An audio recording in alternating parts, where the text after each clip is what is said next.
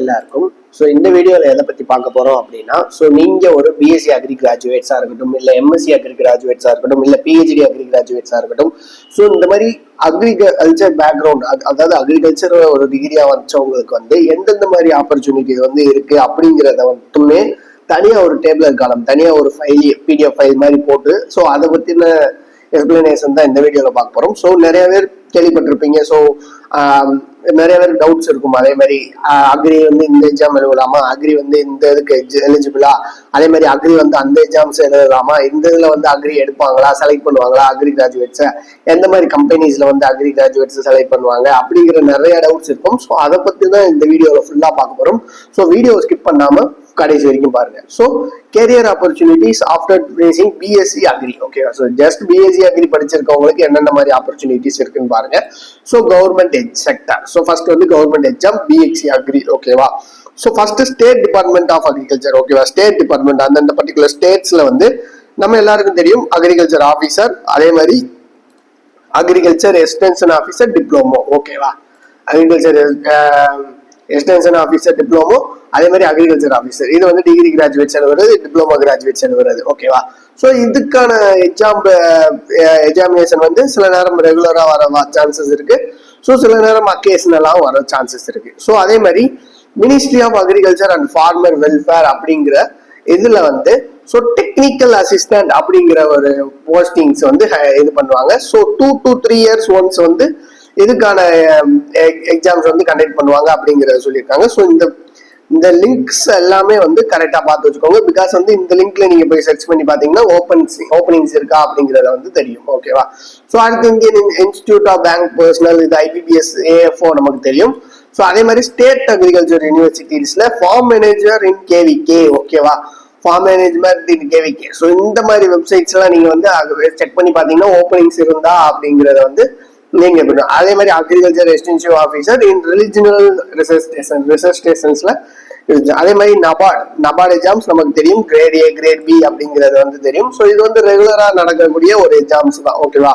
உங்களுக்கு prelims mains இருக்கும். So UPSC public service commission, இதுல வந்து யூபிஎஸ்சியில வந்து ஐஎஃப்எஸ், ஓகேவா, இந்தியன் ஃபாரஸ்ட் சர்வீஸ் தான் வந்து அக்ரிக்கான எக்ஸாம் அப்படிங்கறத வந்து சொல்றாங்க. ஸோ இது வந்து ரெகுலரா கண்டக்ட் பண்ணுவாங்க, உங்களுக்கு தெரியும். அதே மாதிரி அக்ரிகல்ச்சர் இன்சூரன்ஸ் கம்பெனி, இதுவும் அக்கேஷனலா வரும். ஸோ அதே மாதிரி இதுல அட்மினிஸ்ட்ரேட்டிவ் ஆஃபீஸர்ஸ் அப்படிங்கிற போஸ்டிங்க்கு.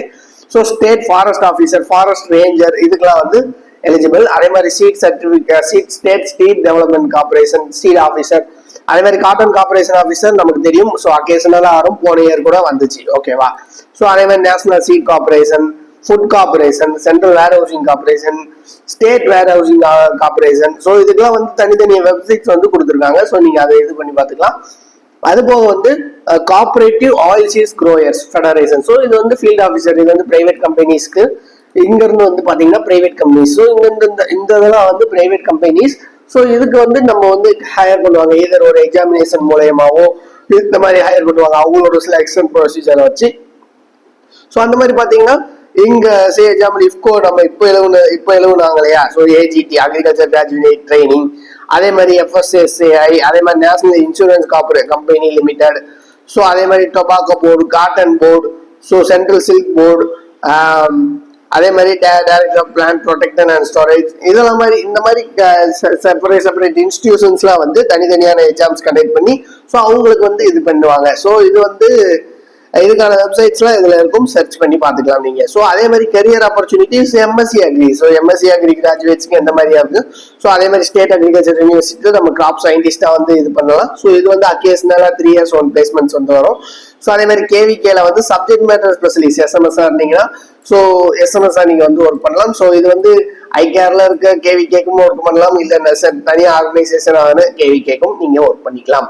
So agriculture research board, state recruitment போர்ட்லயும் நீங்க ஒர்க் பண்ணிக்கலாம். ஸோ இந்த மாதிரி அதே மாதிரி அங்கங்க என்னென்ன பார்த்தோமோ நபார்டும் நீங்க எழுதலாம், எஃப்சிஎன்ஆர்ஐ எழுதலாம், சென்ட்ரல் வேர் ஹவுசிங் கார்பரேஷன் எழுதலாம்.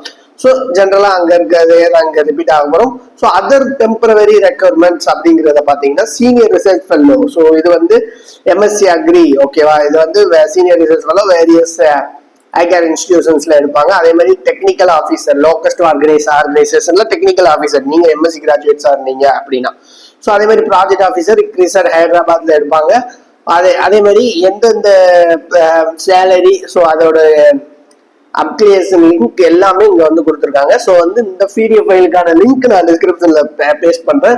ஸோ யூஸ் பண்ணி பார்த்துக்கோங்க. ஓகேவா? எக்ஸ்டென்ஷன் ஆஃபீஸர், அதே மாதிரி ரிசர்ச் ஃபெல்லோ, ஸோ இந்த மாதிரி நிறைய வந்து இருக்கு. ஓகேவா? மிஸ்சலேனியஸ் இன்ஃபர்மேஷன், கவர்மெண்ட் போஸ்டிங்கா இருக்கீங்க அப்படின்னா மேக்ஸிமம் உங்களுக்கு ஏஜ் வந்து 30 to 32 இயர்ஸ் தான் இருக்கும், அப்படி இருக்கணும் அப்படிங்கறத வந்து சொல்றாங்க. மினிமம் 21 இயர்ஸ் இருக்கணும்.